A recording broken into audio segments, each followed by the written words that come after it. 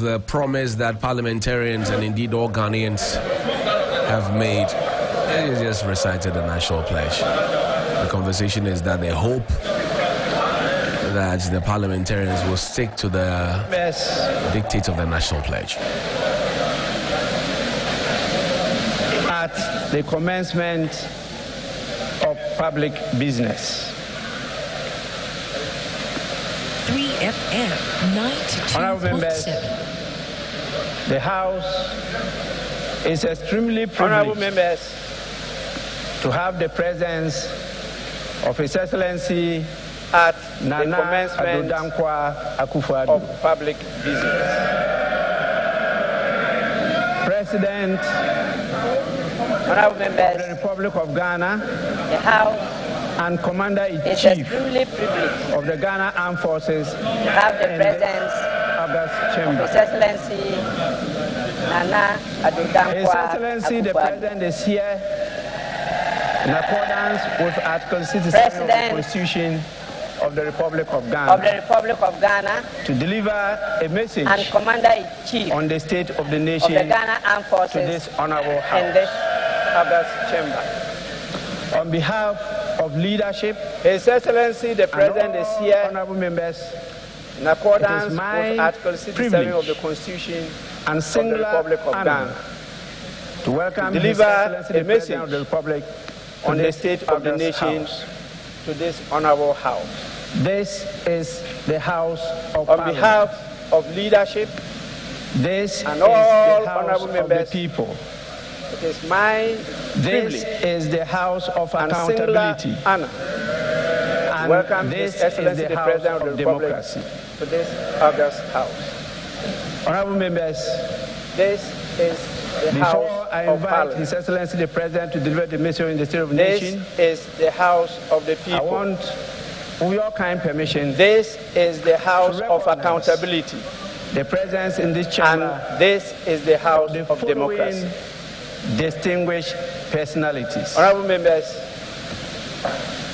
before I invite His Excellency the President to deliver the message in the state of the nation, Her Excellency, I want, with your kind permission, Mrs. recognize Akufo-Addo, the presence in this chamber of the following distinguished personalities. We also have His Excellency, the Vice President. We have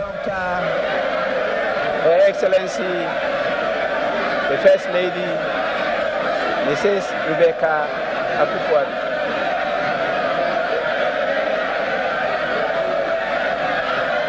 We also have His Excellency, the Vice President, Dr.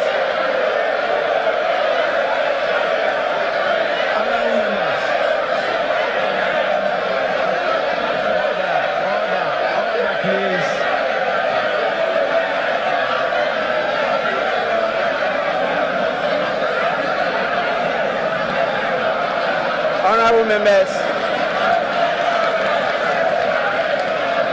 honorable members, order, please.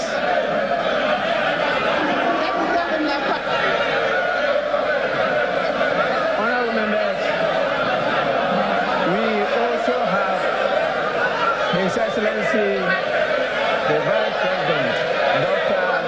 Mahmoudou Bawumia.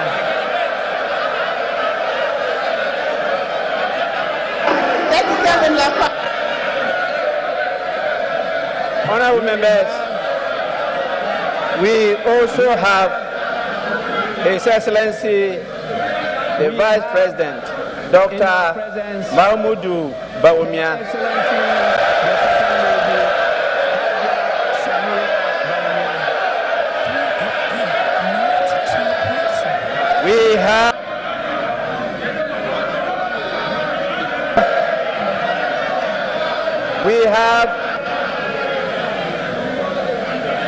We have in our presence, honorable members, Her Excellency, the Second Lady, Haja Samira Bawumia.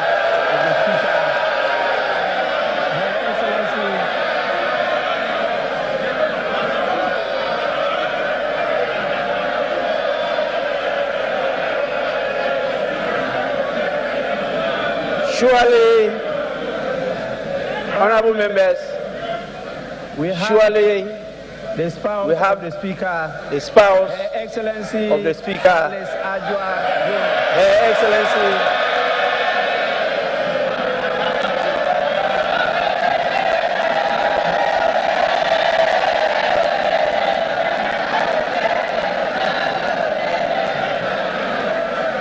Honorable members, we have the spouse of the Speaker, Her Excellency Alice Adwa Jonas. Honorable members, we have Her Ladyship, the Chief Justice, Justice Gertrude Tokunu.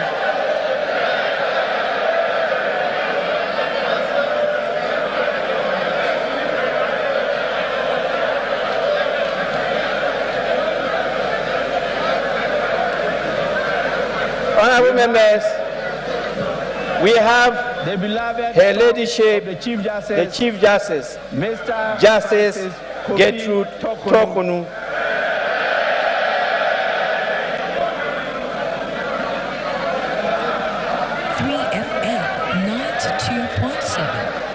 Honorable members, we have Chairman of the Council of State, the beloved spouse of the Chief Justice, Mr. Francis Kofi Tokunu. And we have the Chief of Staff. Honorable members, we have our revered Chairman of the Council of State, Nana Ocho Sribwa II. Of the whole family of the Right Honorable Speaker. And we have Frema Opare, the Chief of Staff. We have His Excellency John Dramani Mahama.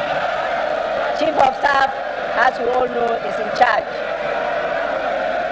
of the whole family of the Right Honorable Speaker, Madam Frema Opare.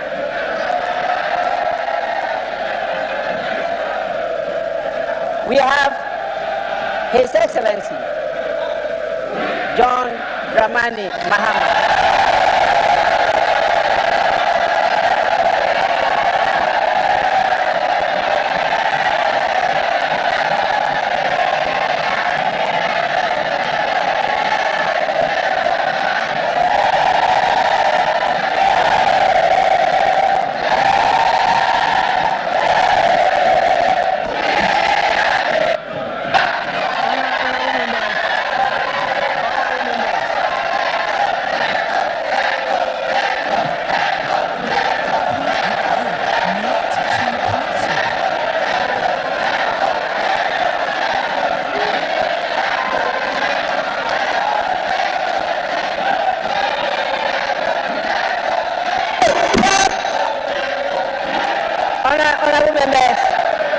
Honorable members,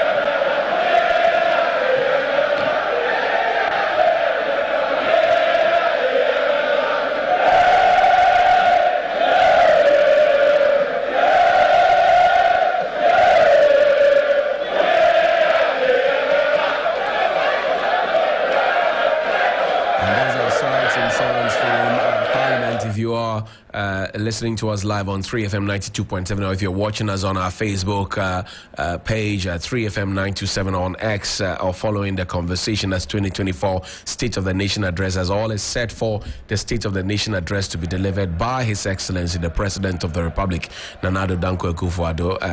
Earlier, the minority had refused to be in the chamber because they had some qualms, some concerns about some 3 private members' bills that had not been, assented to as law by the President of the Republic. But some negotiations, we understand, had happened on the back end. John Dramani Mahama, the leader of the opposition, and by extension, connected to the minority, largely went out there and they had conversations that,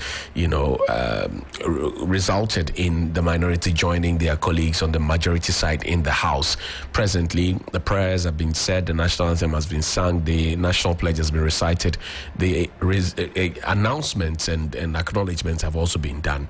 We'll now move straight back into Parliament for the business of the day. I will not be tempted. Everybody else, and I resisted, is seated and quiet to start enforcing some of the rules. That is Parliament.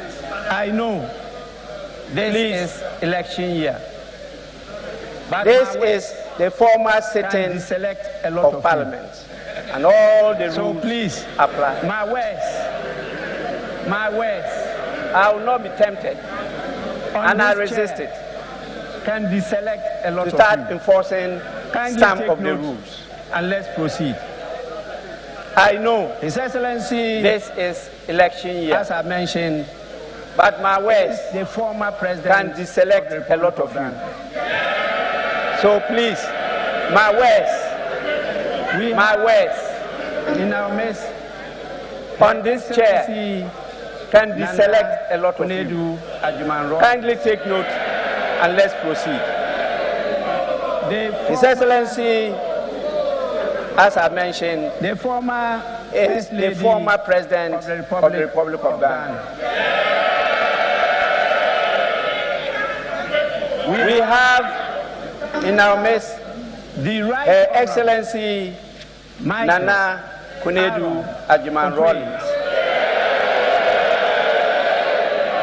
the former First Lady of the Republic of Ghana.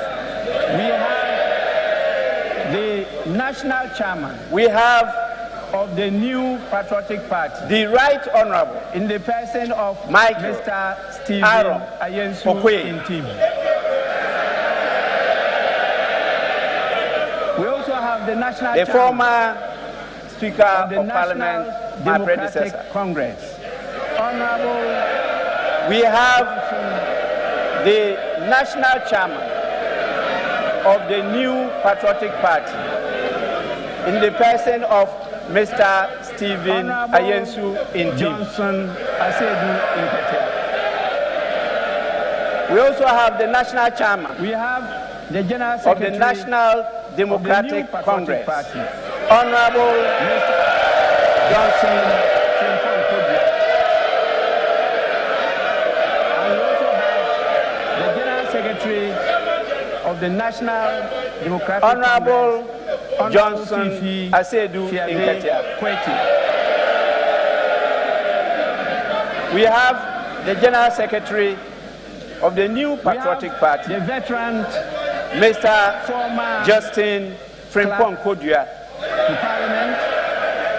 And we also have the General Secretary of the National Democratic Congress, Honorable Fifi Fiabe Kweti.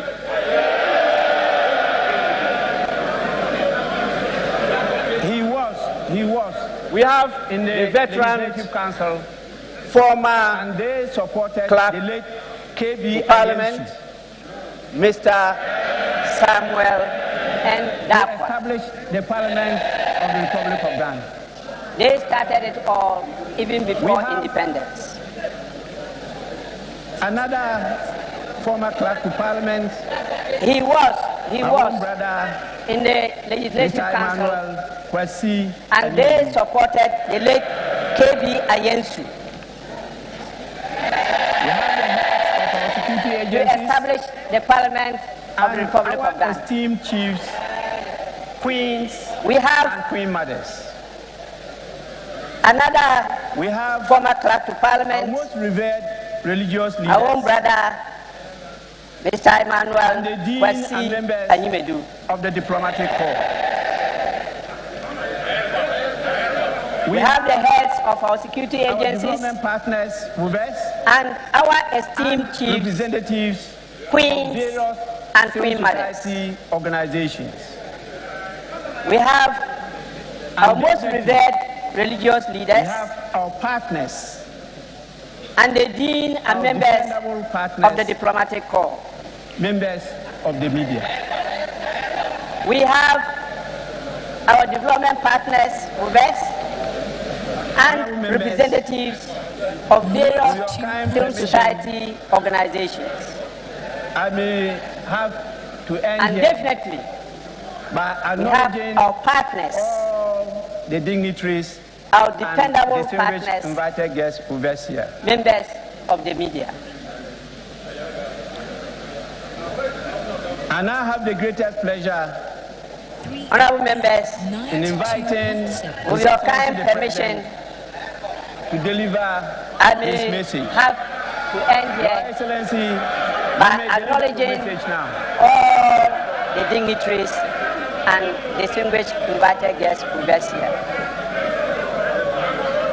And President Akufo-Addo has been invited by the Speaker of Parliament. And I have the greatest pleasure. The message of the State of the Nation address. The President is mounted at lectern and should begin in a while. Tell us what you expect of the President's message this morning. Mr. Speaker, it is always exhilarating to be back in Parliament and to discharge the duty in fulfillment of Article 67 of the Constitution of delivering to the House a message on the state of the nation.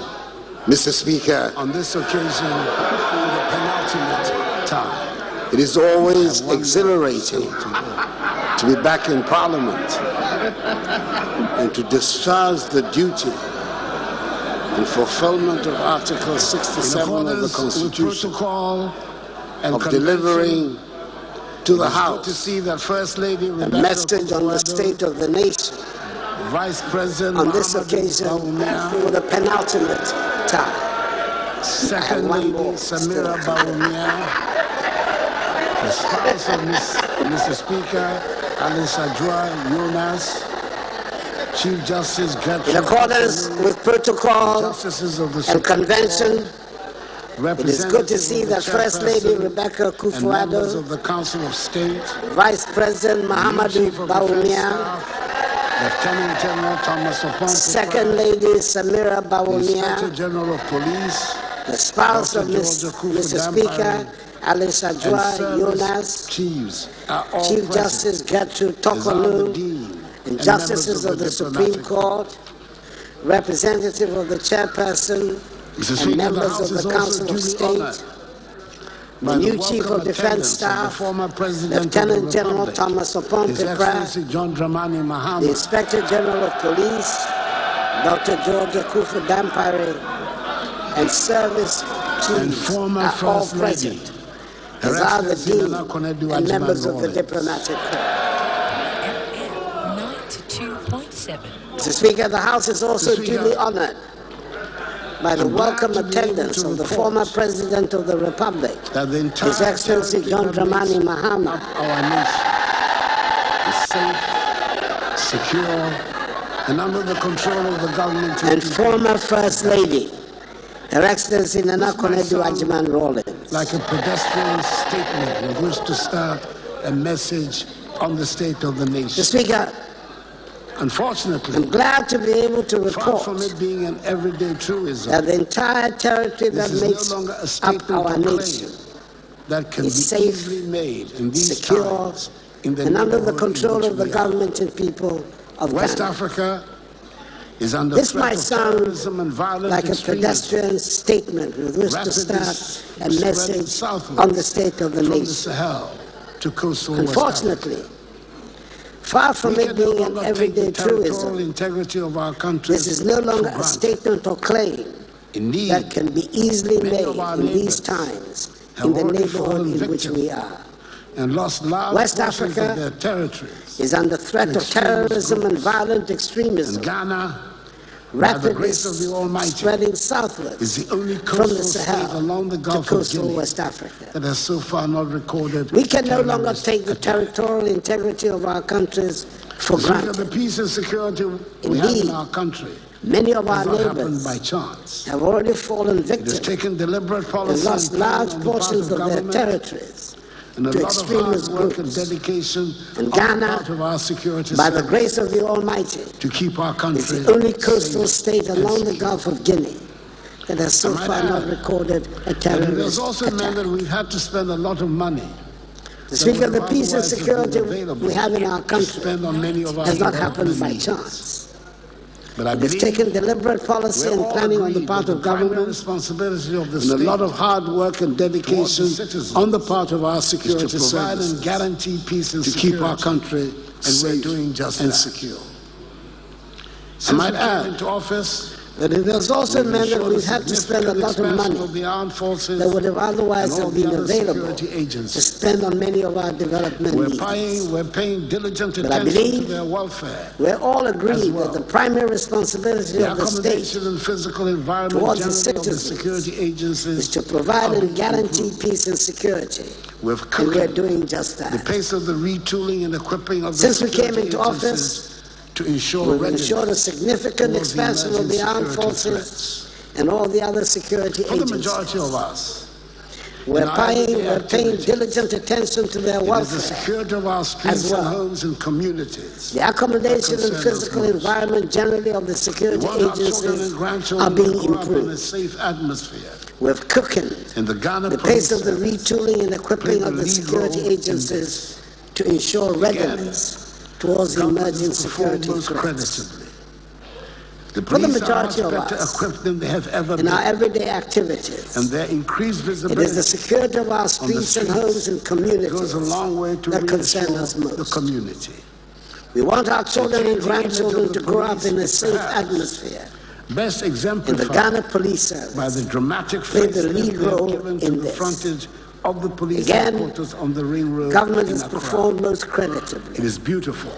The and I police are much recommend it to better all equipped than they have institutions, ever been, and indeed also. and their increased visibility Whilst on we're the spending streets time, goes a long way to and reassure energy the and community. lives, keeping the The country changing safe image from of the external police is dangers. perhaps 2.7. I must best add that it is a exemplified matter of great by the concern dramatic facelift they that have we given to continue the to have so frontage many chief of the policing police and headquarters land on the Ring disputes around Road the in country, Accra.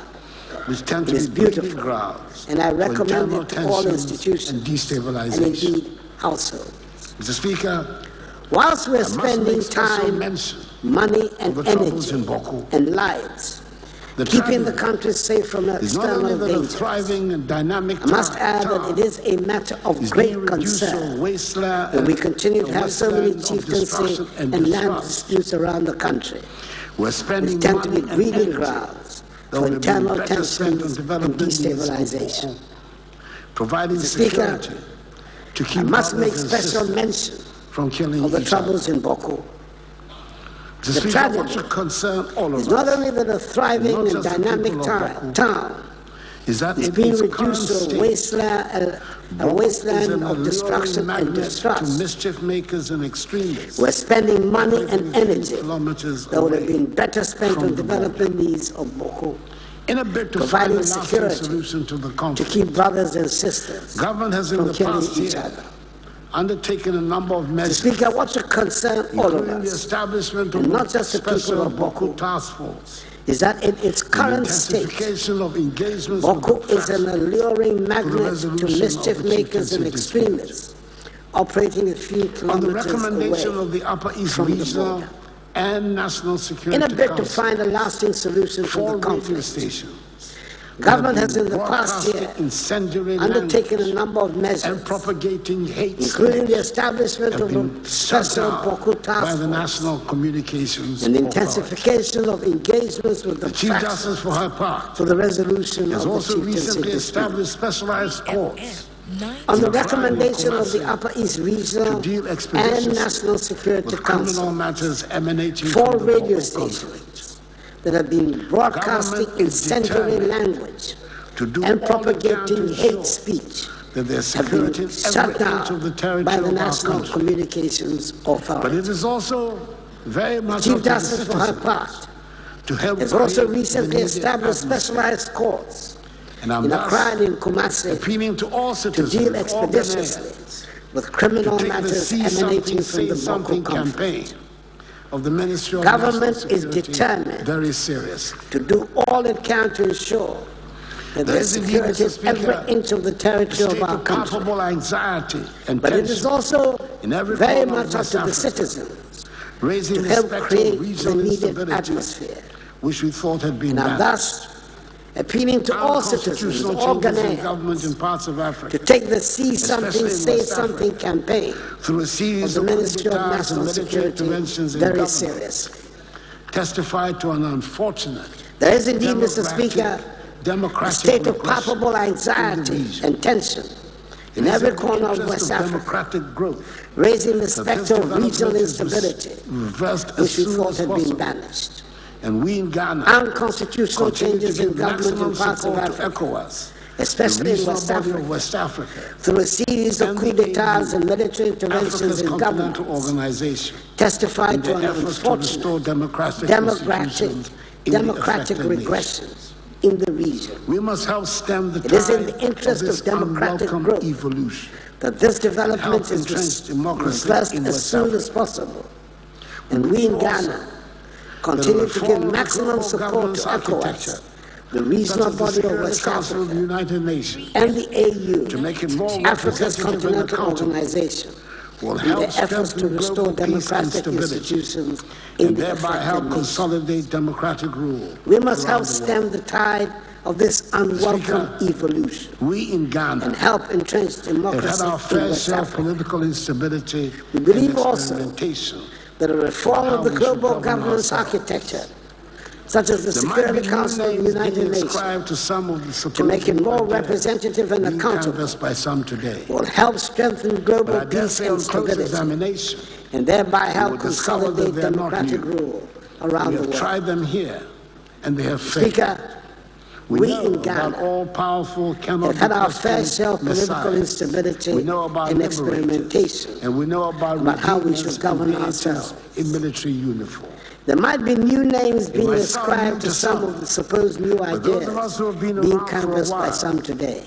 But I dare say on close examination, we will discover that they are not new. We have tried them here, and they have failed. It is a tired argument. We know about all-powerful, cannot be questioned messiahs. We know about liberators. And we know about redeemers and deities in military political parties and politics in general. It might sound new to some, but those of us who have been around for a while have heard the argument made passionately that democracy was not a suitable form of government. It took time if we wanted rapid development. Long battles. It is a tired argument that was regularly used by apologists for coup d'etat.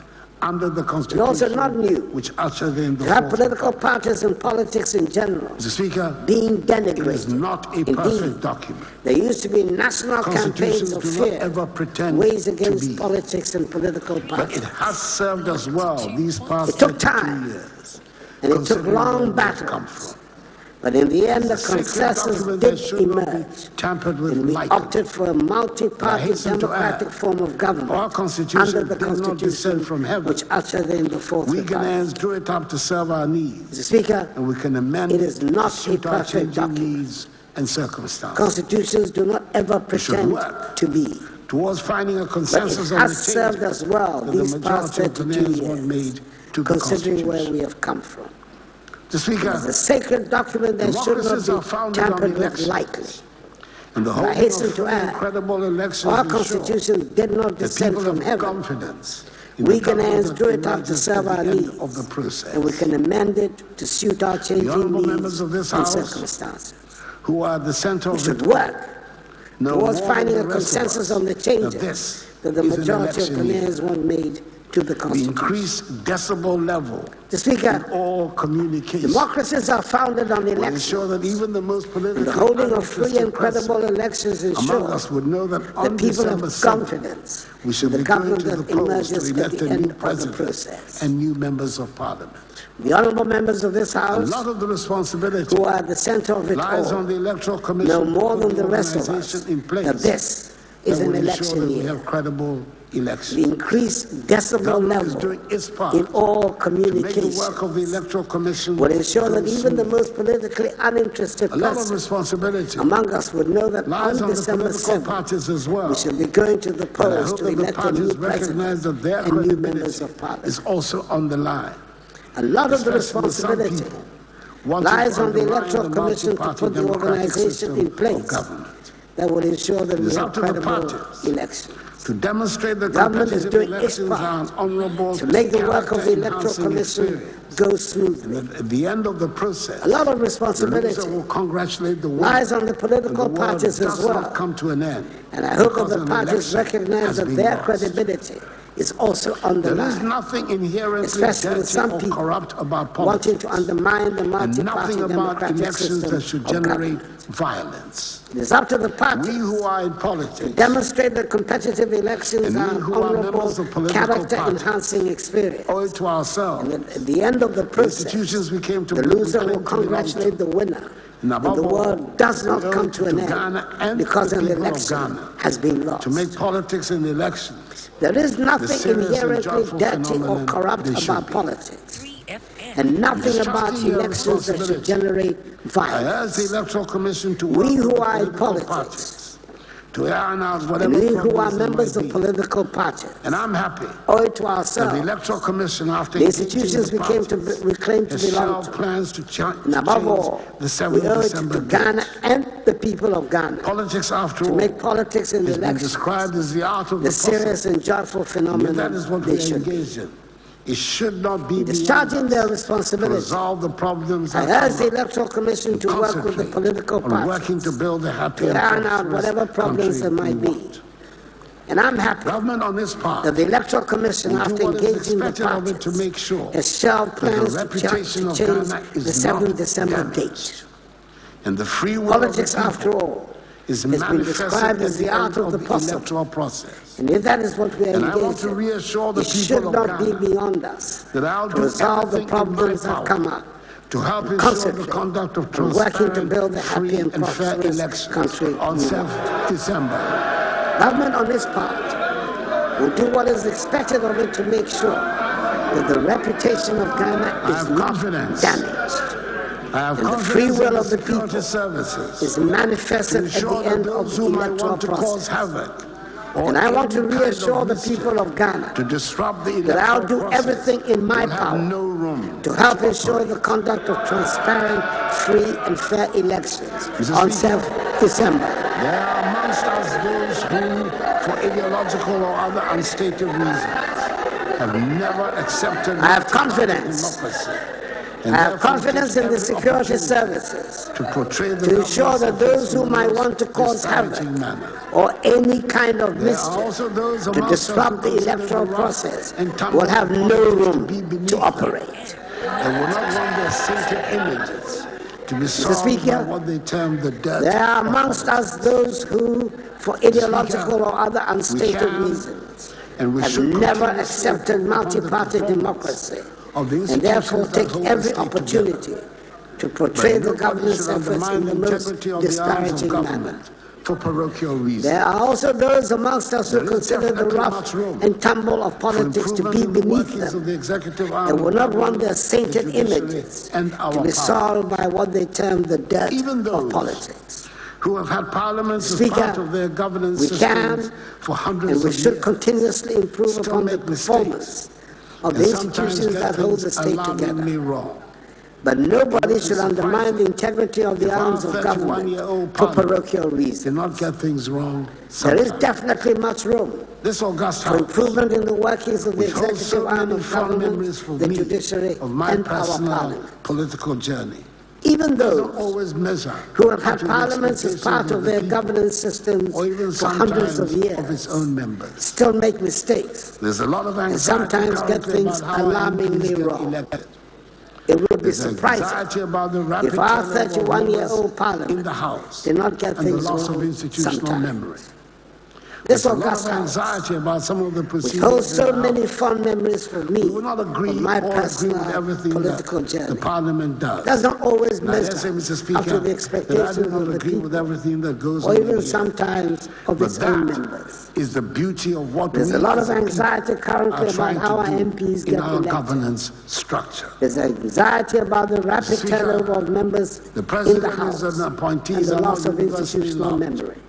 There's a lot of anxiety about some of the procedures in the House. We will not all agree with everything that the Parliament does. Now, let's say, Mr. Speaker, that I do not agree with everything that goes on in here. But that is the beauty of what we as a people are trying to do in our governance structure. Speaker, the President and appointees are not universal. The executive power of the state it will be strange and unproductive is vested in the President of the Republic. It is probably worthwhile making what I consider to be important observations at this stage. There's no ambiguity some of the issues in our public discourse when it comes to responsibility for what happens in the government. It stops with the President. Under the Constitution, has ultimate responsibility. The executive power of the state. It would be an unwise president vested in the President that would pretend to have all the answers and refuse the advice. He or she is but the the fact remains that the President holds. There's no ambiguity about where the buck stops when it comes to responsibility ministers of for state, what happens in the government. In an advisory manner. Of course, the member of the government stops with the President. He or she has ultimate responsibility. Official or a committee. It would be an unwise president that would pretend to have all the answers and refuse the advice of his officials. But the fact remains that the president holds the executive power. Takes the credit, all the blame for the cabinet, the ministers of state, all act ultimately in an advisory manner.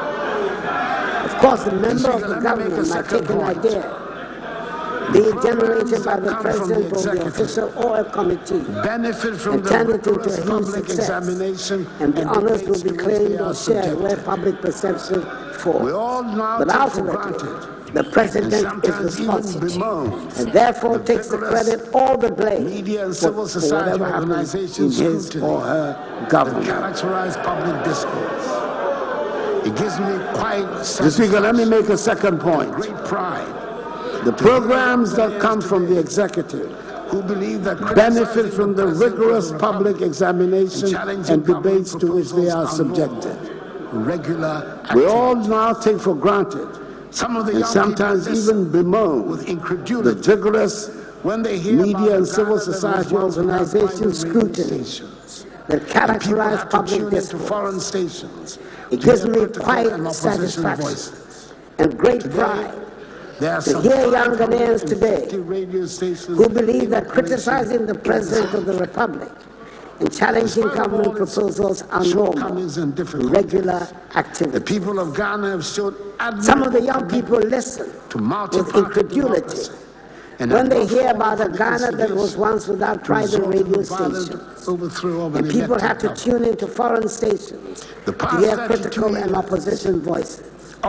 Today, there are some 550 radio stations in operation in this country. And we should be proud. In spite of all its shortcomings and difficulties, and build on it. The people of Ghana have shown admirable commitment to multi-party democracy and have not fallen for the instigations to resort to the violent overthrow of an elected government.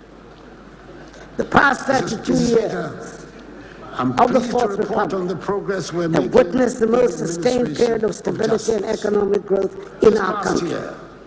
And we should be proud of what we have achieved and seek to protect and build on it.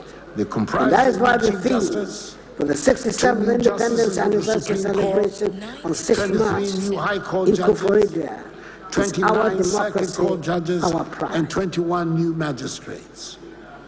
Mr. 262 staff. I'm pleased to report on the progress we're making in the administration of justice. Created because of the new this past year, a total of 76 judges and magistrates were appointed. 3 additional justices comprised the new Chief Justice, Supreme Court, 2 new justices of the Supreme Court, who have retired 23 new High Court judges, 29 Circuit Court judges, and 21 new magistrates. Court buildings and residences 262 staff were recruited to address some of the human resource gaps created because of the newly established courts throughout the country. Facilities nationwide. In January 2024, 3 additional justices have been appointed to the Supreme Court to replace 3 justices who have retired from the court. And I use we've made unprecedented progress in the provision of court buildings and residences for judges around the country. This month of February 2020. In 2020, government set out to construct 120 courthouses with residential facilities nationwide.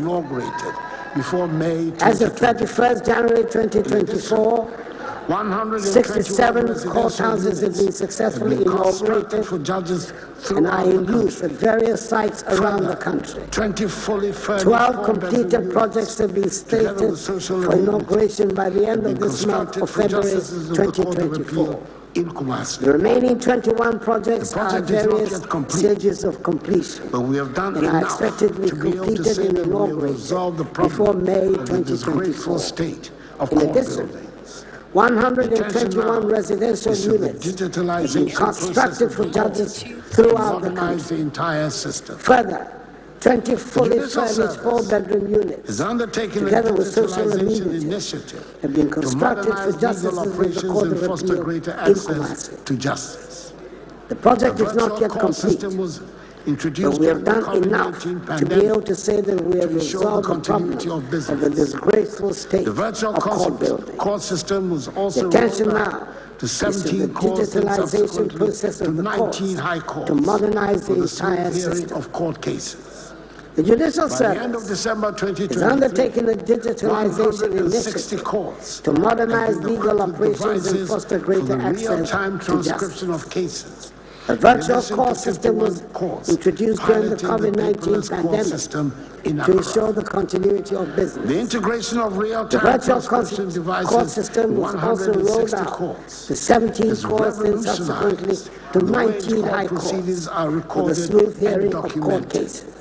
By the end of December 2023, 160 courts had been equipped with devices for the real-time transcription of cases, in addition to 51 courts piloting the paperless court system in Accra.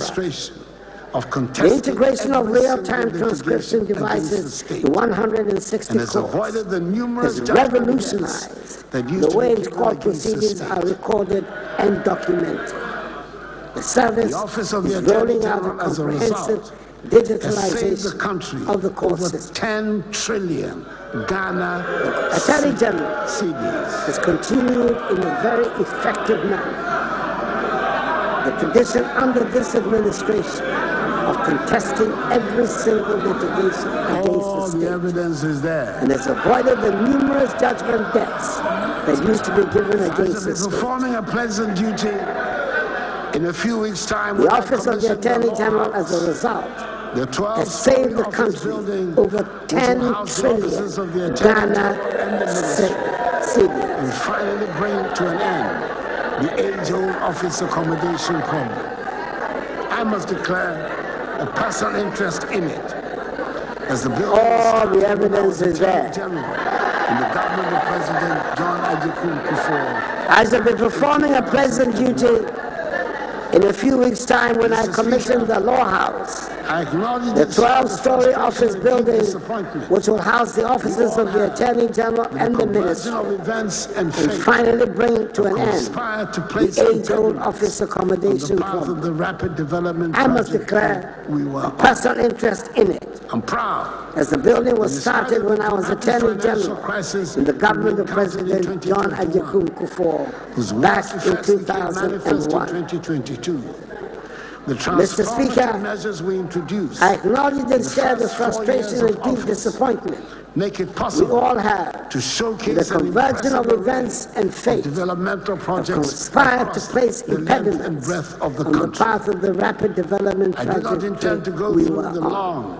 I'm proud that in spite of the dramatic financial crisis that we encountered in 2021, whose worst effects became manifest in 2022, the transformative measures we introduced in the first 4 years of office make it possible to showcase an impressive array of developmental projects across the length and breadth of the country. I do not intend to go through the long, even if interesting process of enumerating the projects the Akufo-Addo government has undertaken since coming into office, their locations, and what stage of completion they are in. That have the details of the road projects around the country. With the best will in the world, there simply will not be the time to do that, even if we spend all day here. I haven't had anybody point out one.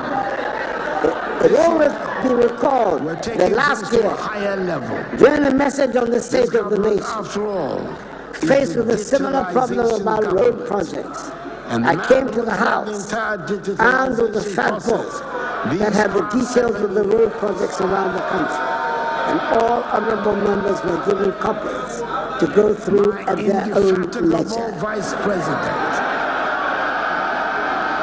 I haven't had anybody point out one. This year, we're taking things to a higher level. This government, after all, is the digitalization government. And the man who has led the entire digitalization process these past 7 years. VP's excellent presidential candidate for the 2024 election. My indefatigable vice president.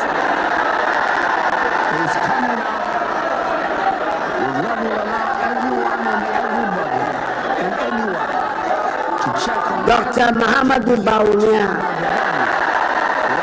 to listen to the presence Dr. Digitalization. The MPP's excellent presidential candidate for the 2024 election. projects and their location. And you can stop by and make a physical inspection. Is coming out with what will allow everyone and everybody and anyone to check on every project being undertaken by the government without having to listen to the president's message on the state of the nation. We are calling it the performance tracker. All sanitation projects. You can check and satisfy yourself about the status of the projects and their location. And you could stop by and make a physical inspection if you were so minded. The key to Speaker, is right if you want to check on roads, classroom blocks or chip compounds or Agenda 111 hospitals, or bridges, or science laboratories, or water projects or sanitation projects, performance tracker, or landing sites and harbors, and other infrastructural projects, or whatever this government uses your tax money to execute. The key to your query is right there on your phone. The Speaker, the performance tracker will be formally launched in March, and I'm offering it as a device which will help bring accountability into your hands. With the performance tracker, we can be sure that never again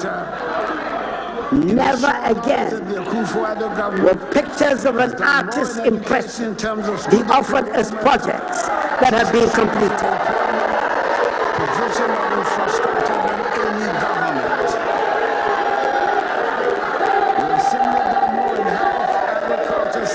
accelerating roads, railways, tourism, digitalization than any other government. I'm able to recommend the performance tracker in the sure knowledge that the Akufo-Addo government has done more in education in terms of student enrollment, teacher training and employment, provision of infrastructure than any government. We have similarly done more in health, agriculture, security, roads, railways, tourism, digitalization than any other government. Thanks to the performance tracker, the president no longer has to go through this. And I have the confidence to say that every performance indicator used shows we have done more in these 7 years than in any of the 8 years under the National Democratic Congress.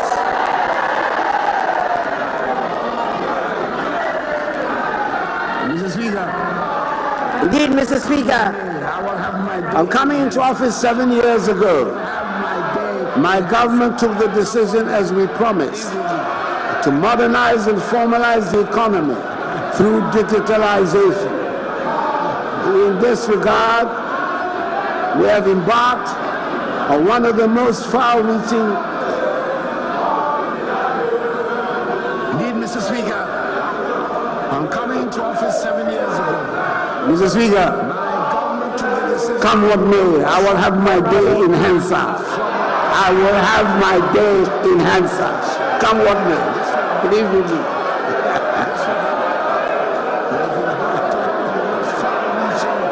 Digitalization exercises in Africa. And from the figure of 900,000 which we inherited when we came in. Indeed, Mr. Speaker, In 2017, on coming into office 7 years ago, my government took the decision, as we promised, to modernize and formalize the economy through digitalization. In this regard, we have embarked on one of the most far-reaching digitalization exercises in Africa. Up from the figure of 900,000 which we inherited when we came into office in 2017.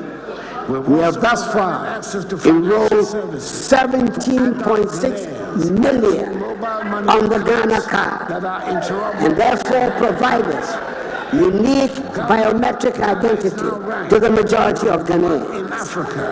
We've also implemented a digital property address system with unique addresses for all properties in Ghana.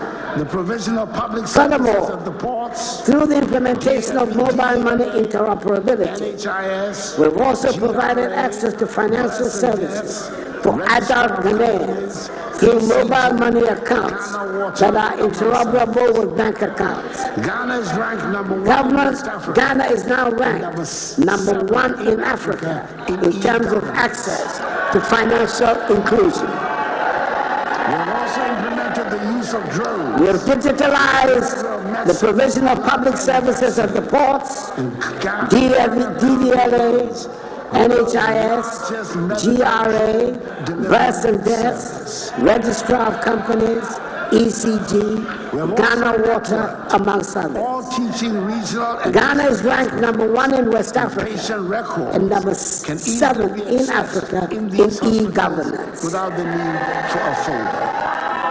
Ghana is We have also implemented the use of drones in the delivery of medicines, blood, and vaccines. And Ghana currently runs the world's largest medical drone delivery service. in the public sector and accelerating the We have also networked all teaching regional and district hospitals, and patient records can easily be accessed in these hospitals without the need for a folder. Mr. Speaker, Ghana is making giant strides in the area of digitalization, thereby improving transparency, accountability, and efficiency in the public sector and accelerating the growth of our economy. We are definitely going to be part of the digital revolution that is sweeping the world. But we knew we had to take in the Mr. Speaker, last year when I came to the House to deliver the annual message on the state of the nation, I also stated we were in the midst of negotiations with the International Monetary Fund. restructuring of our We're faced with a very difficult situation and had to take a lot of unpleasant but unavoidable measures to bring stability and confidence back to the economy. and sustainable growth. These included tax measures that we did not like, but we knew we had to take in the knowledge that the medicine will be bitter but temporary.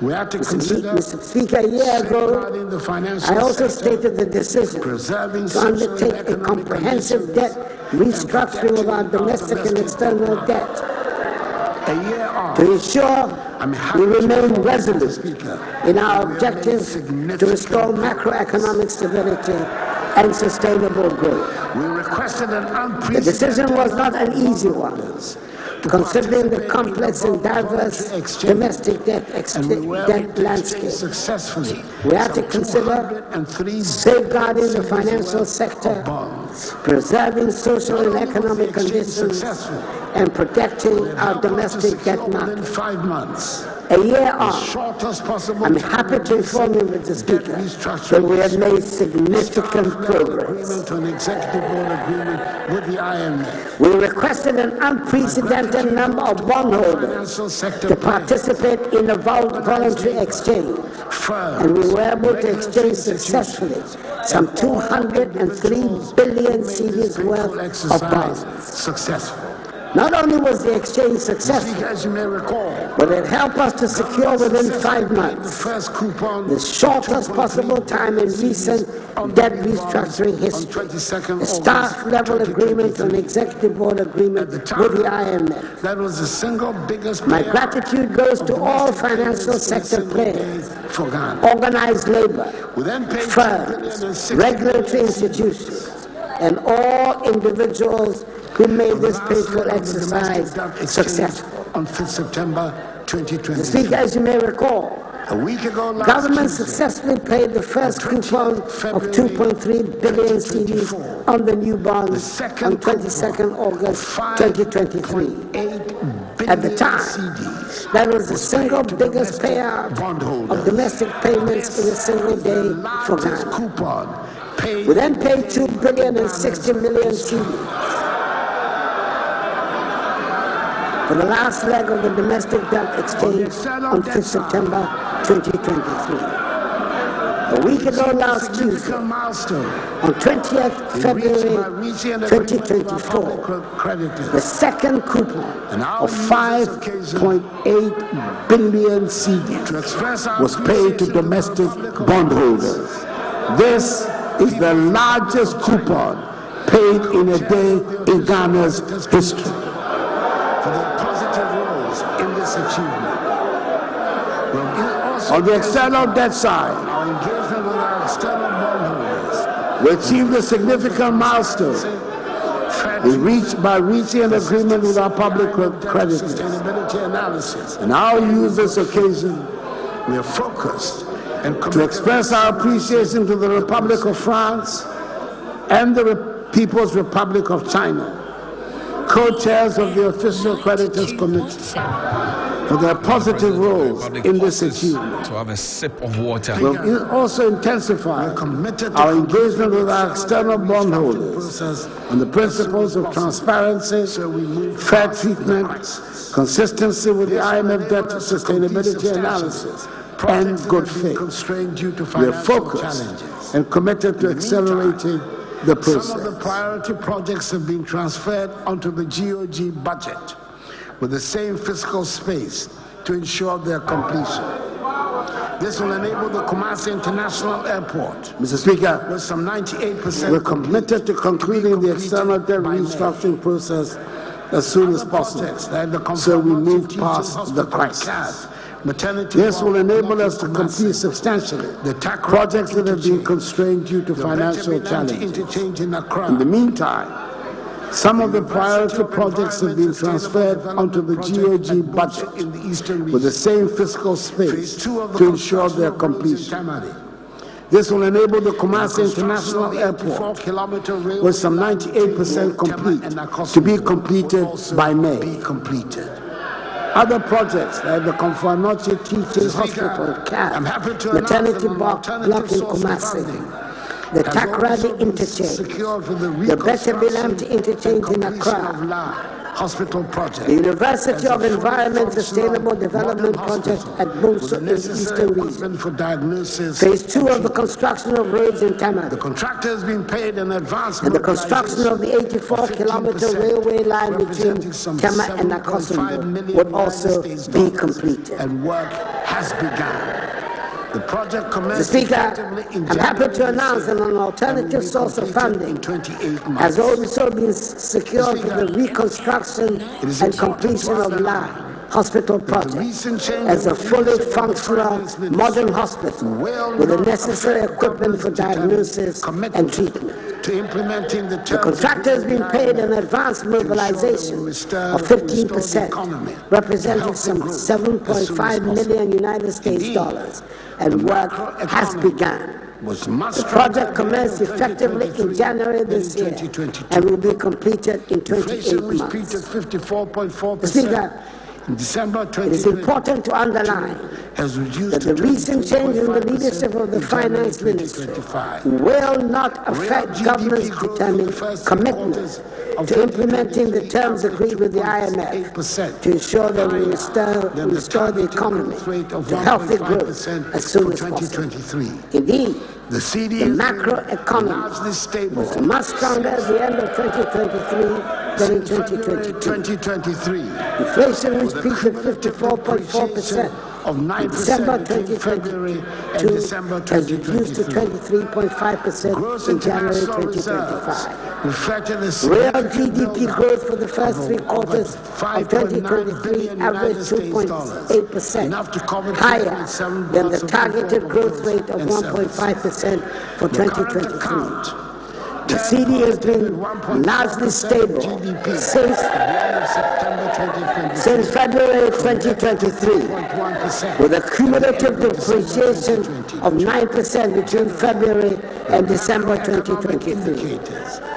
Gross international reserves reflected a significant buildup of 5.9 billion United States dollars, enough to cover 2.7 months of import of goods and services. The current account turned positive at 1.4% of GDP at the end of September 2023, from negative 2.1% at the end of December 2022.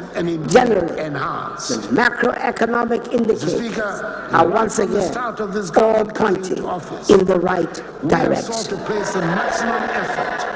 I should point out that in all our discussions with the fund, a paramount consideration is being to ensure that the poor and vulnerable do not bear the brunt of the sacrifices that have to be made. Programs like LEAP, school feeding and capitation grant have been protected and indeed enhanced.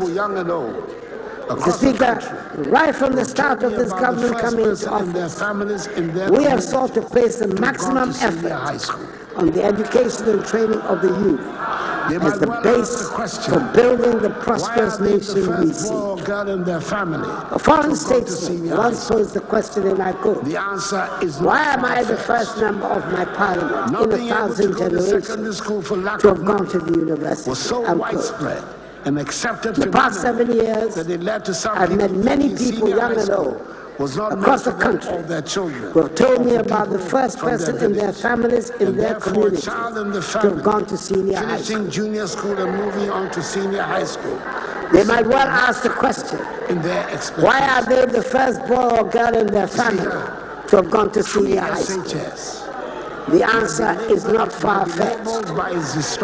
Not being able to go to secondary school for lack of money was so widespread an accepted phenomenon that it led to some people thinking senior high school was not meant for them or their children, or for people from their village. And therefore, a child in the family finishing junior school and moving on to senior high school was simply not factored in their expectations. That would otherwise have ended their formal education. Free SHS might be labeled by its detractors as a mere political slogan that must be demonized. But it is in fact a transformative program that has broken myths and liberated minds. At senior high school, imagine what the million more it is humbling on one hand and frightening on the other to think of the sheer number of talents that free SHS has unearthed that would otherwise have ended their formal education at BEC. I know we will get more engineers, doctors, architects, scientists, writers, and poets out of the increased numbers of those attending senior high school who will go into further education, even if they stop at high school, at senior high school. Imagine what a million more secondary school educated young people will do to our self-confidence and the value of our workforce. That alone makes free SHS worthwhile.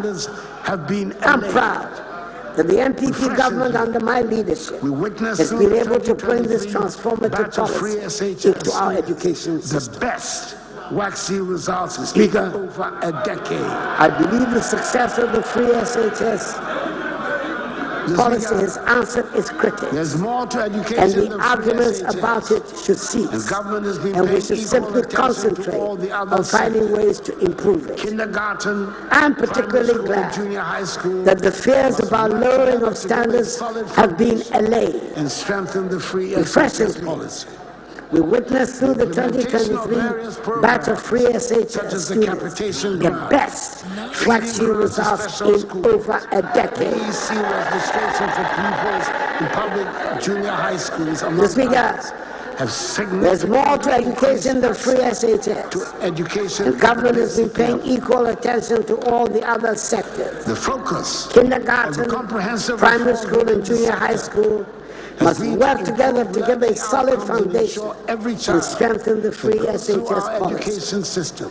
The implementation of various programs, such as the capitation grant, feeding grants to special schools, BEC registration for pupils in public junior high schools, among others, have significantly increased access to education at the basic level.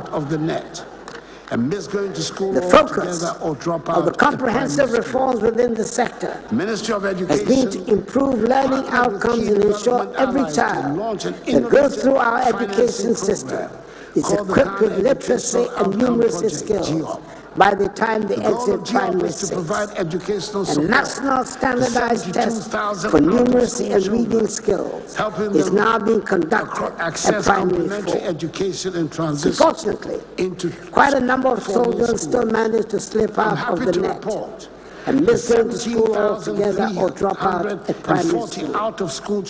Ministry of Education partnered with key development allies to launch an innovative financing program called the Ghana Educational Outcome Project, GEOP. The goal of GEOP is to provide educational support to 72,000 out-of-school children, helping them access complementary education and transition into formal school.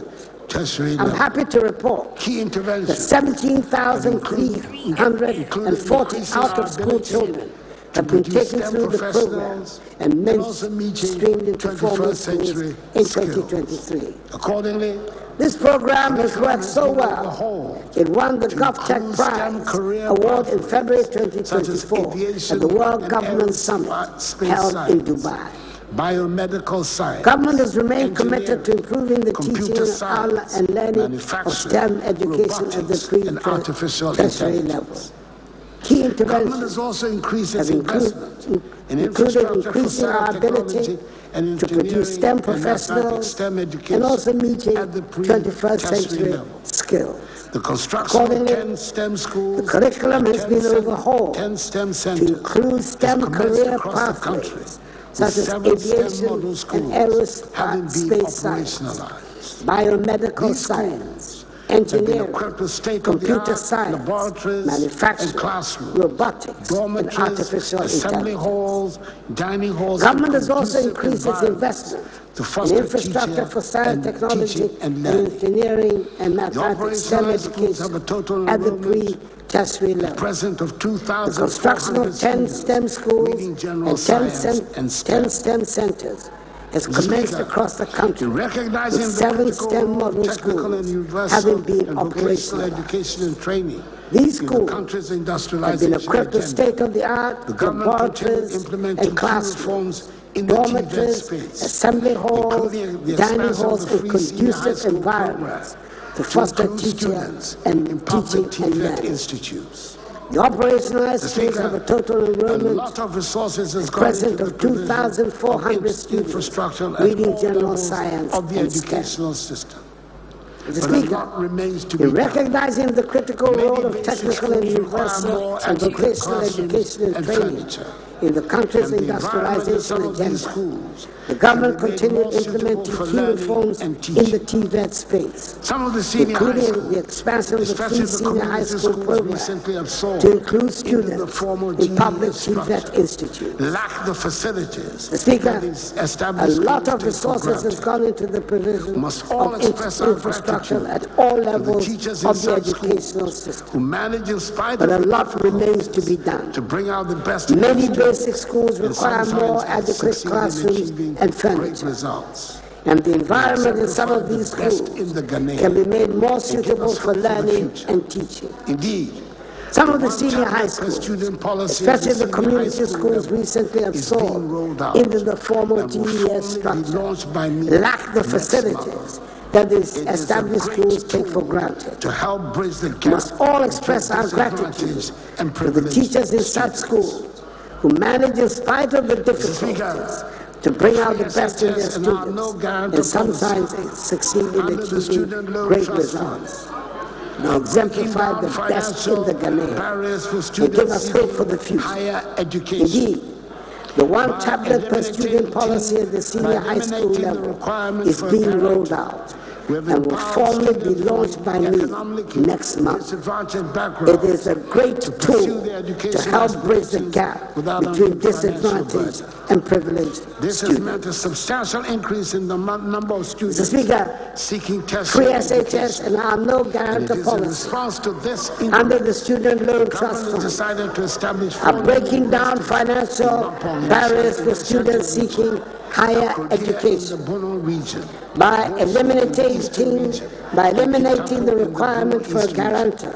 We've empowered students from economically disadvantaged backgrounds to pursue their educational aspirations without undue financial burden. This has meant a substantial increase in the number of students seeking tertiary education. And it is in response to this increase, the government has decided to establish 4 new universities in Mampong in the Ashanti region, Akrodea in the Bono region, Boso in the eastern region, and Kintapo in the Bono East region, and expand the facilities in existing ones.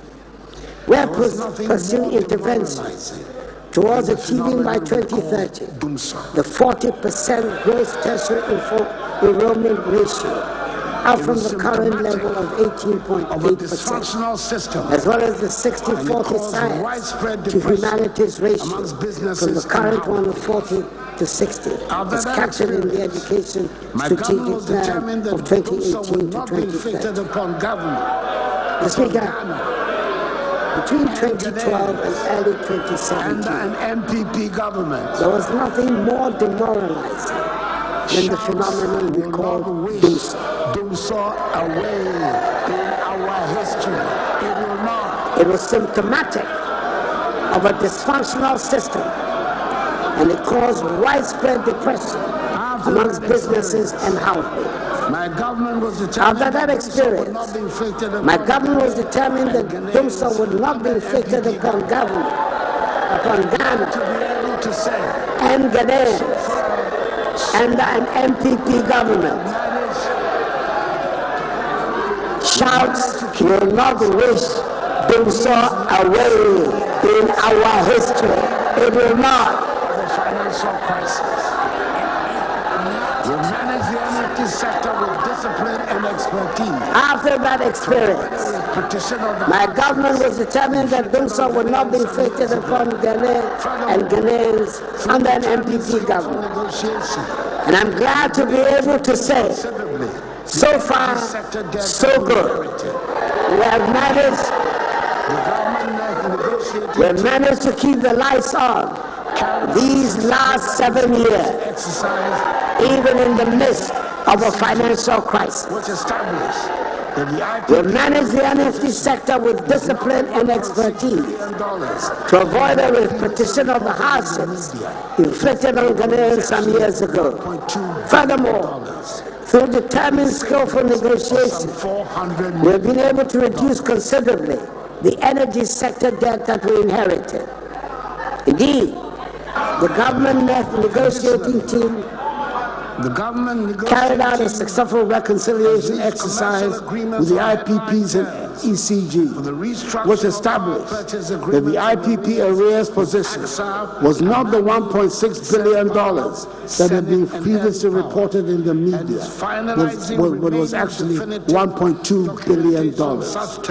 That is savings of some $400 million. Total expected savings in excess of $9.1 billion over the lifespan of the IPP. Additionally, the government negotiating team has reached commercial agreements on headline terms for the restructuring of power purchase agreements and arrears with AXA, Amandi, SemPower, Senate, and Early Power, and is finalizing remaining definitive documentation of such terms, which will result in total expected savings in excess of $9.1 billion over the lifespan of the IPP projects. In the meantime, ECG has been able to secure a fixed monthly energy purchase price with all the IPP.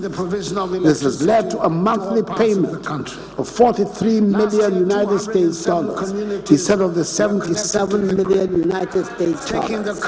That is monthly savings of $34 million or a 44% reduction in monthly payments, a far better outcome than the take-or-pay system we inherited.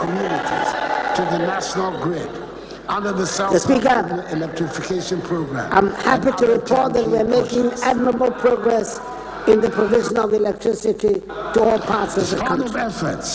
Last year, 207 communities were connected to the grid, taking the current national access rate, electricity access rate, to 88.85%. We are aiming to achieve universal access this year by connecting an additional 400 communities to the national grid under the Self-Help Electrification program and other turnkey projects. The authority is taking steps to relocate the remaining 4 units. As part of efforts to improve power system reliability in the middle and northern parts of Ghana, government took a decision to relocate the 250 megawatt Ameri plant from Abuazi to Anwamaso in Kumasi. The Volta River Authority has successfully relocated 6 units of the Ameri plant with capacity of 150 megawatts, which are currently being tested and commissioned in Kumasi. The authority is taking steps to relocate the remaining 4 units before the end of the year. Mr. Speaker, we're also making steady progress in our commitment to increase the component of renewable energy to our energy generation mix. Will help us a 4 megawatt floating solar PV on the Buri Reservoir, as well as the 15 megawatt solar PV at Kaleo have been completed and both are operational. They have contributed to increasing our share of solar energy in the generation mix to 3.2%. A 100 megawatt solar PV is under construction at Buri, as is the mini grid electrification program ongoing in the Ghana East District, all of which will help us attain our target of 10% renewable energy in our generation mix by 2030. Of the Ghana Nuclear Speaker, Power Program furthermore, we have committed ourselves to the development of nuclear energy for peaceful purposes. As I indicated in the U.S.-African Nuclear Energy Summit and the International Framework for Nuclear Energy Cooperation Ministerial Conference held in Accra in November last year, the first of its kind in Africa. Our energy transition plan envisages 30% of our electricity production to be from nuclear energy by 2070, which is the core mandate of the Ghana Nuclear Power Program Organization, GNPPO, an entity under the office of the President. This strong commitment and position are geared towards the provision of clean and affordable electricity to drive our industrialization agenda. It's also meant to position Ghana as a net power exporter to the ECOWAS region through the West African Power Pool. And reduce significantly. Mr. Speaker, we have also succeeded in having the Secretariat of the Climate Vulnerable Forum, CVF, an intergovernmental forum of 58 of the most climate vulnerable countries, representing some 1.4 billion people, located in Accra. Dropped from 180 to Speaker, we have all heard about the Gold for Oil program. To $70. It's been explained, debated, and talked about. At this moment, all I want to say about it is that the Gold for Oil program has worked well and reduced significantly forex pressures on bulk energy storage, transportation, and bulk imports. Distribution and export companies enable them to negotiate more competitive premiums with suppliers. Premiums dropped from $180 to $200 per metric ton to $70 per metric ton or less.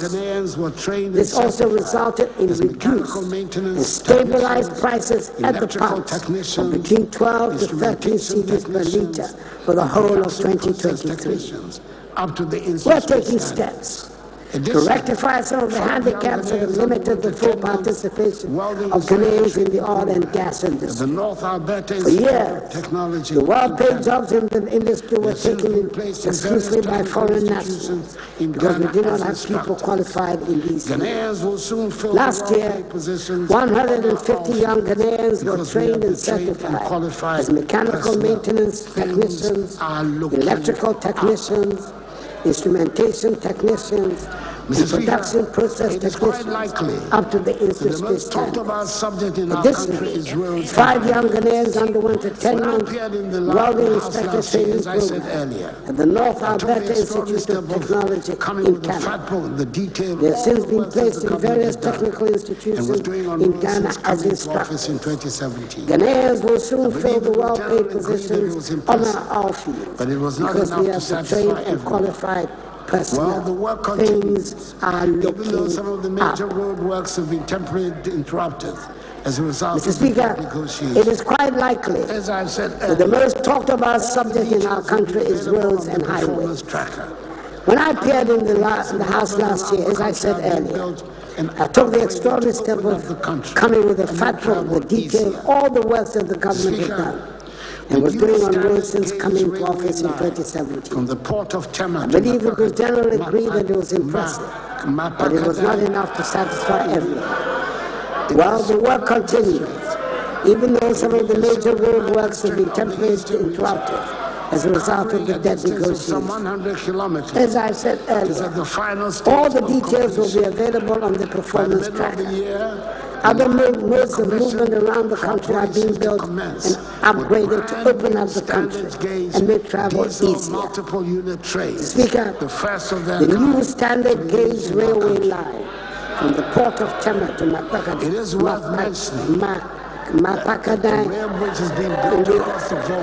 in the Asylum district of the Eastern region covering a distance of some 100 kilometers, is at the final stage of completion.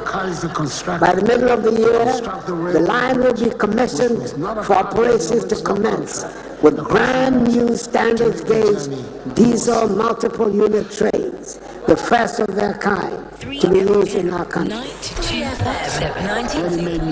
is worth mentioning that a rail bridge is being built across the Volta as part of this railway line.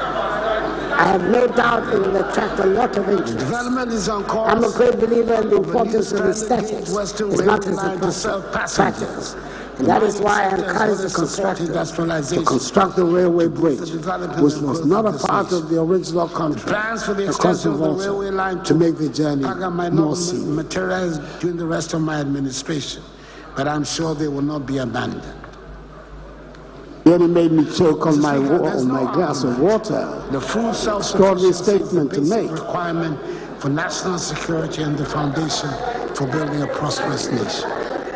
The development is on course of a new standard gauge Western railway line to serve passengers, the mining sector, as well as support industrialization to boost the development and growth of this nation. The plans for the extension of the railway line to Paga might not materialize during the rest of my administration, but I'm sure they will not be abandoned. The new Minister for Food and Agriculture. Mr. Speaker, there's no argument. The food self-sufficiency is the basic requirement for national security and the foundation for building a prosperous nation. Urban lifestyle. Last year, government reviewed the planting for June for food and jobs PFJ program, which had been implemented since 2019. Based on lessons learned, government developed and launched under the dynamic leadership of the new Minister for Food and Agriculture. Last year, government reduced the Planting for Food and Jobs program, which had been implemented since 2017. Everybody who knows me knows I don't drink alcohol. Government developed and launched under the dynamic leadership of the new Minister for Food and Agriculture, the second phase of the PFJ. The second phase of the PFJ sets out a 5-year agenda to ensure food self-sufficiency and resilience. Strategic targets have been set for 11 projects. Last year, in the immediate term, government reduced the Planting for Food and Jobs program, which have been implemented since 2017. Based on lessons learned, government developed and launched under the dynamic leadership of the new Minister for Food and Agriculture, the second phase of the PFJ. The second phase of the PFJ sets out a 5-year agenda to ensure food self-sufficiency and resilience. Strategic targets have been set for 11 priority products in the immediate term, September to December 2023. Short term, year 2024. Medium term, 2025-2026. And the long term, 2026-2028. For all the products except poultry.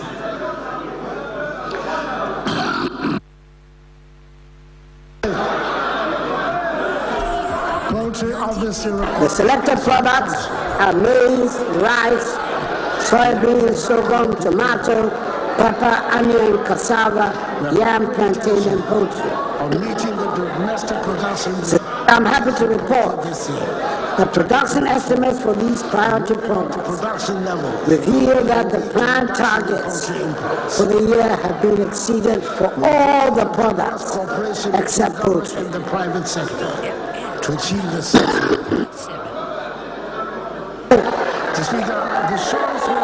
Poultry obviously requires extra attention. Is to take the drudgery out of farming. And that is exactly what we're doing. Agricultural machinery and equipment. We have every intention of meeting the domestic production targets for poultry this year, 2024, and moving on to production levels that will lead to reduction in poultry imports. Maize sellers. We introduced a vigorous cooperation between government and the private sector to achieve the set targets.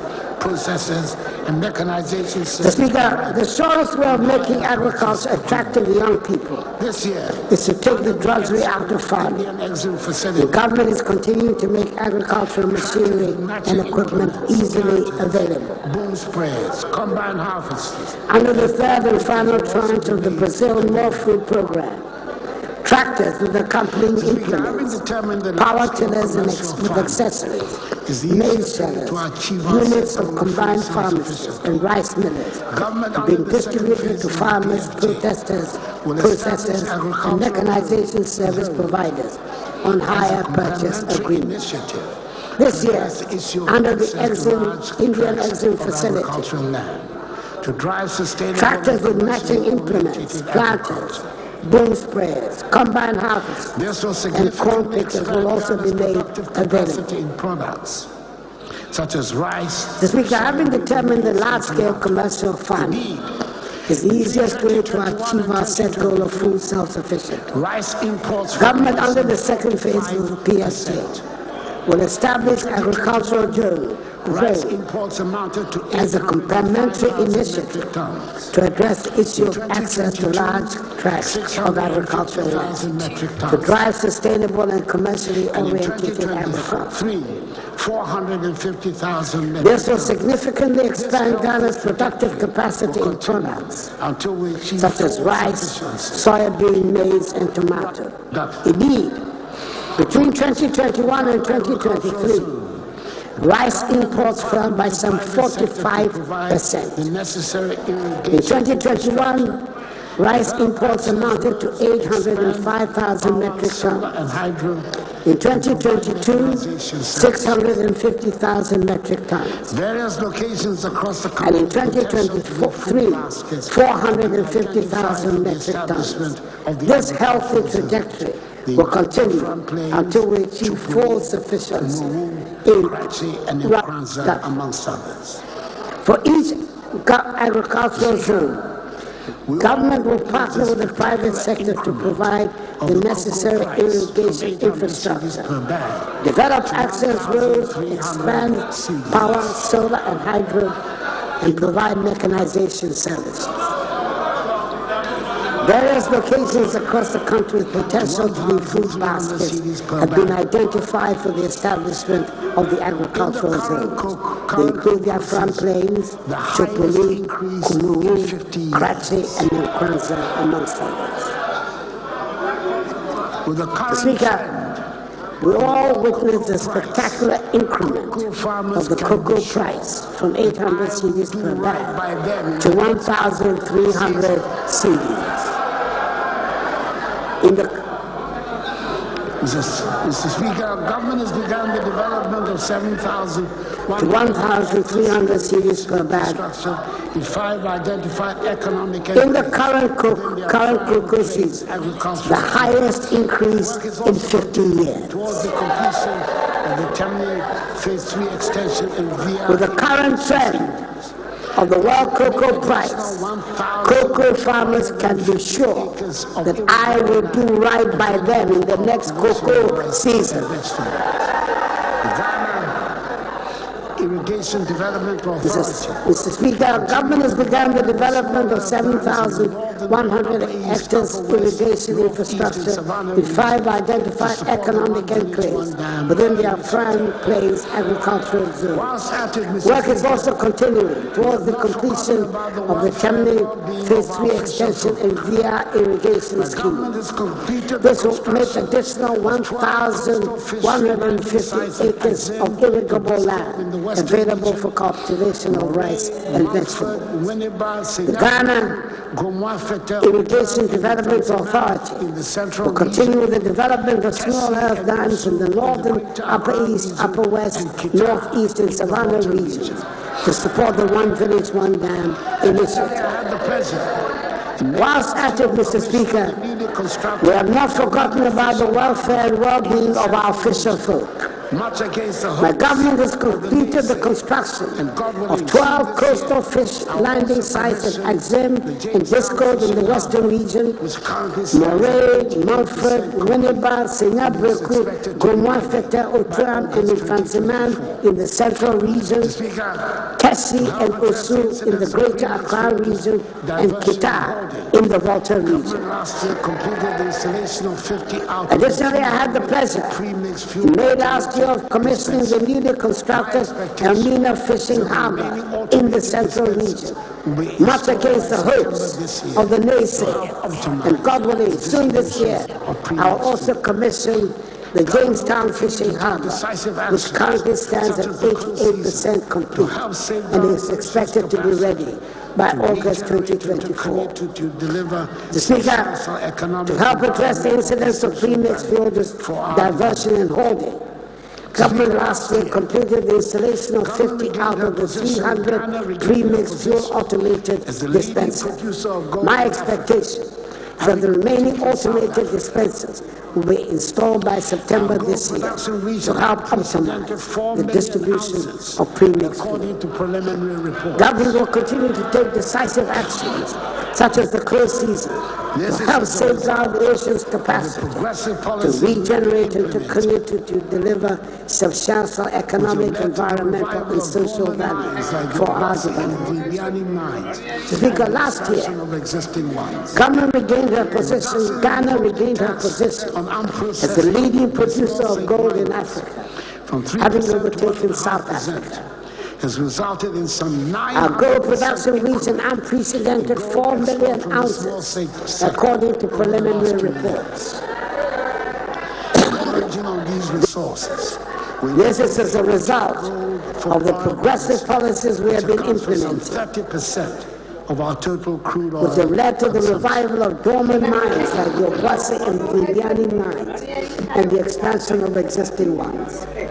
The reduction in withholding tax on unprocessed gold by small-scale miners from 3% to 1.5% has resulted in some 900% increment in gold export from the small-scale sector over the last 2 years. and Upper West region.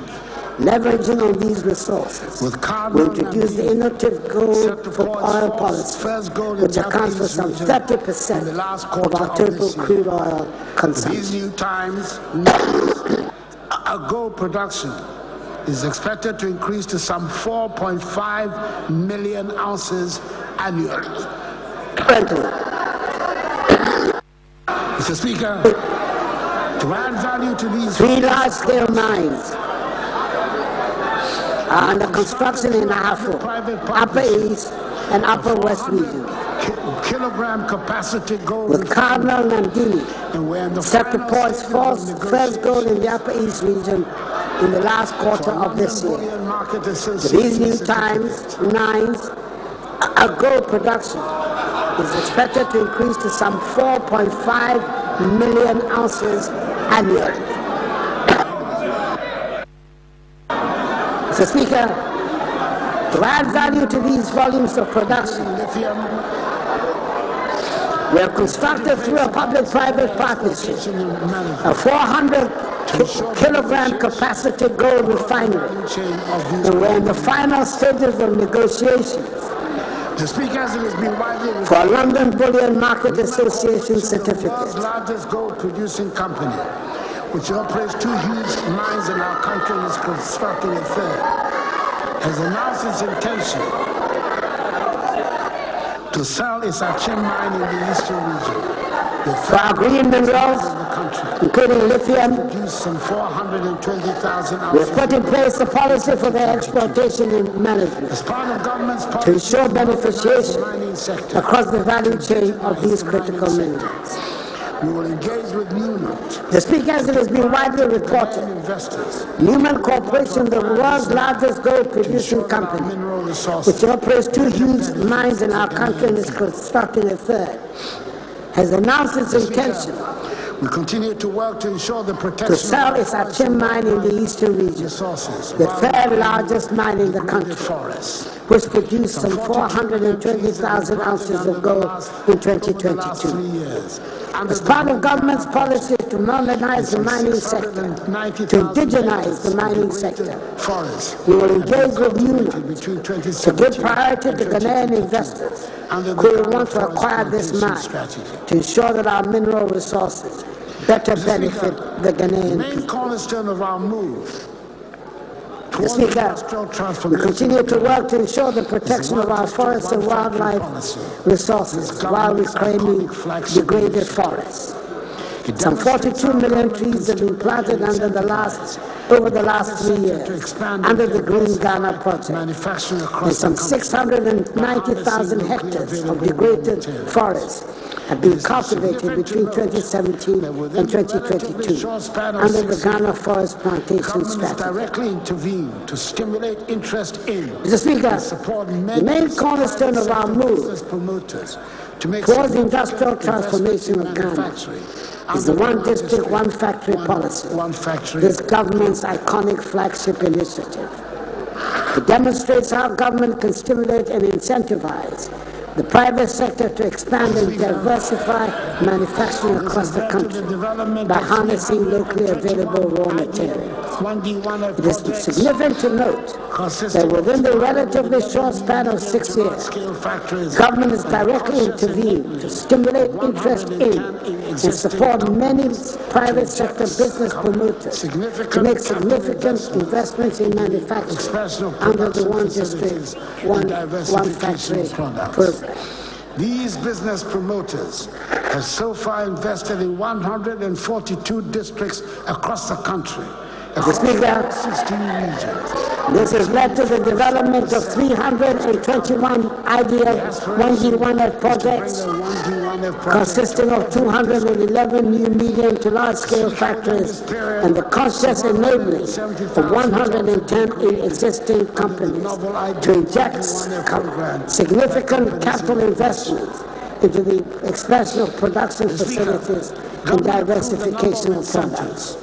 These business promoters have so far invested in 142 districts across the country, across all 16 regions, and achieving 54% district coverage. The aspiration is to bring a 1G1F project to every district. No exemptions have been granted. Speaker, within this period, some 170,000 jobs have been created under the novel ID 1G1F programs by companies in operation. The Speaker, government approved a number of incentives, including duty exemptions to support the implementation of the 1D1F program. In 2019 and 2020, 37 1D1F companies were granted exemptions approved by this august House. However, from 2021 to date, no exemptions have been granted. The Speaker, I urge the House to consider and approve all the outstanding exemption applications as a matter of urgency. For stimulating industrial transformation, the comprehensive automotive development policy launched by government in August 2019 to send positive signals to the business community. The exemptions law that you have passed provides for such exemptions under existing laws. Toyota, the Speaker, the other initiatives Suzuki, aimed at stimulating industrial growth that we have been actively promoting is automotive assembly and component manufacturing. Assembly plants. It is universally recognized as a key strategic sector for stimulating industrial transformation. The Speaker, is no the comprehensive automotive development policy launched by government in August 2019 has undoubtedly been the catalyst that has attracted a record number of 12 original equipment manufacturers, including Volkswagen, Toyota, Suzuki, Nissan, Peugeot, Kia, Hyundai, Honda, to set up assembly plants and produce a range of models here in Ghana. West African Vehicle Assembly. The Speaker, it is noteworthy that these investments have been accompanied with complementary initiatives to build the necessary engineering and technical skills in Ghana.